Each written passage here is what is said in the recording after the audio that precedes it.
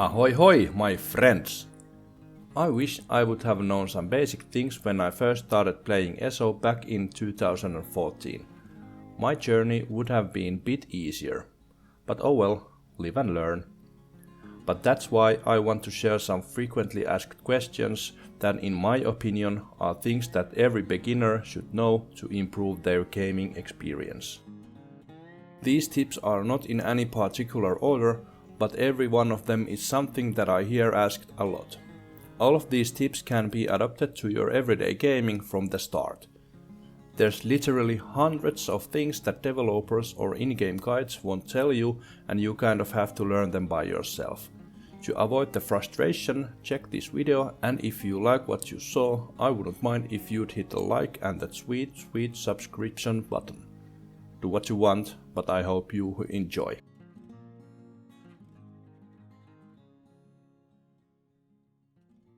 Dealing damage isn't just randomly smashing buttons. It's all about skills, rotation and light attack weaving, which includes the animation cancelling. Animation cancelling is probably the biggest factor how you improve your DPS. There's a lot of guides how to do different animation cancels, but the most simplest one is to cancel the animation with light attack, and that is called light attack weaving. You simply hit light attack in between every single skill. To start practicing animation cancelling, try doing medium attack weaving. All attacks between light attack and fully charged heavy attack are considered medium attacks, so slowly start shortening the medium attack until it is a light attack. You'll find the rhythm eventually, and I can show you.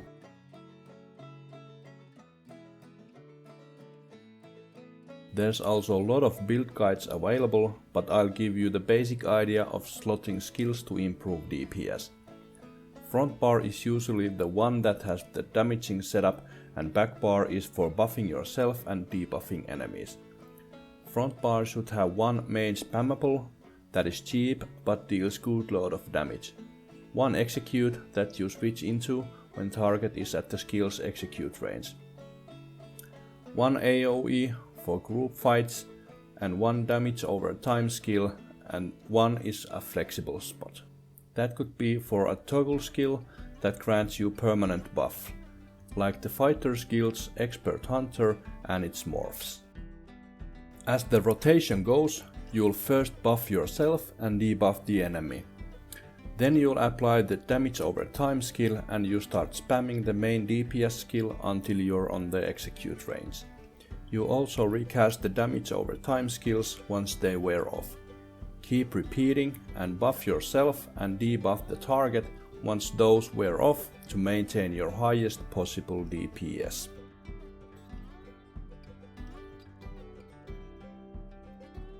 To an untrained eye, tanking may look like one is holding a block and taunts targets occasionally.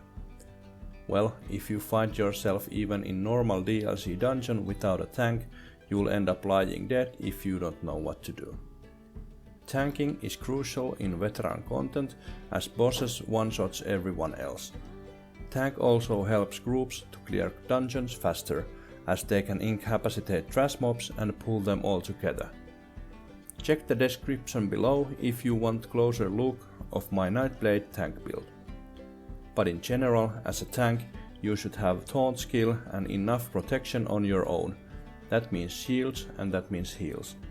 You also have to have some sort of crowd control skill that renders enemies in passive state.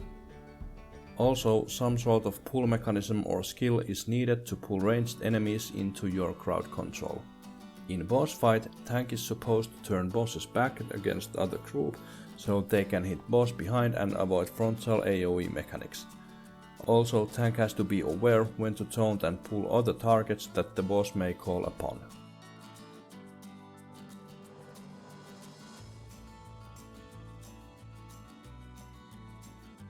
Just like tanking isn't just holding a block, healing isn't just spamming heals.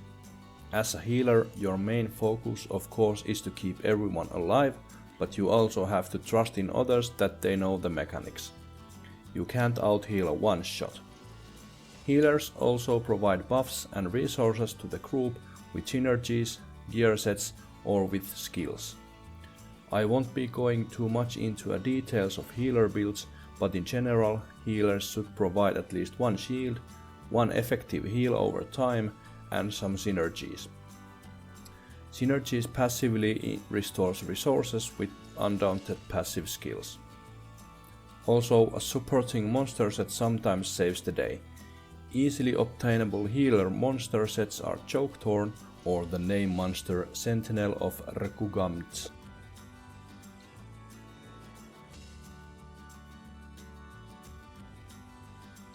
Short answer: no, it does not. You can play any class with any race and be viable enough to manage. But if you care about maxing out your stats, then race and class choices do matter. For DPS characters, you can't go wrong with Khajiit, Stamina or Magicka. For healers, Argonian is the top choice, and for a tank, Nords or Imperials outperform others. So to some extent, you'll benefit greatly if you select a race that has the best passives for your playstyle.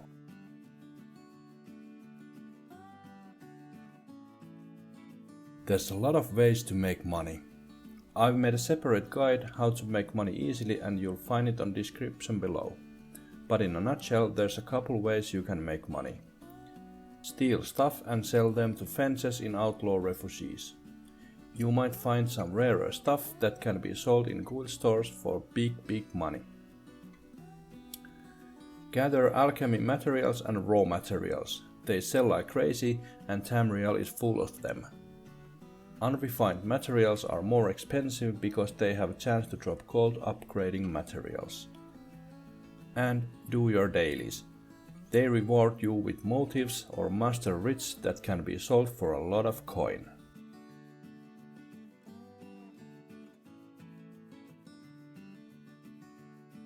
Yes, and 1,000 times yes. Crafting is by far the most time-consuming skill to master. For most effective way to master the art of crafting, you should dedicate one character as your main crafter and start researching traits immediately. Researching takes time and the time needed to research the next trait accumulates. So in order to research all 9 traits in a single item, it will take 70 days without the scrolls. If you have all the perks available, which you don't at first. So it takes a heck of a long time to research every single trait in every single weapon and armor. You'll need them to get higher chances of dropping master wits and to craft armors that are locked behind trait knowledge.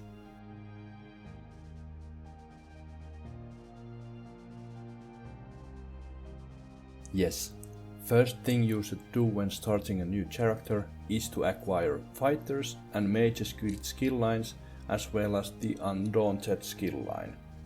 They can be found from every faction starting zones.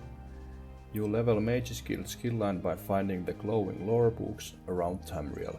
You will need to find more or less all the lore books from every faction to max out the Mage's Guild skill line.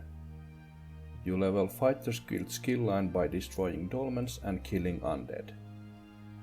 You level Undaunted skill line by doing group dungeons and achievements related to them.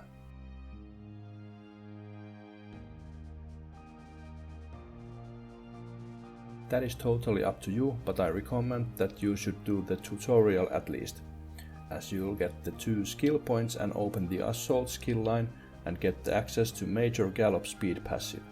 Tutorial don't require to actually do any kind of PvP. Thank you for watching this video. I really hope this helped you in some way.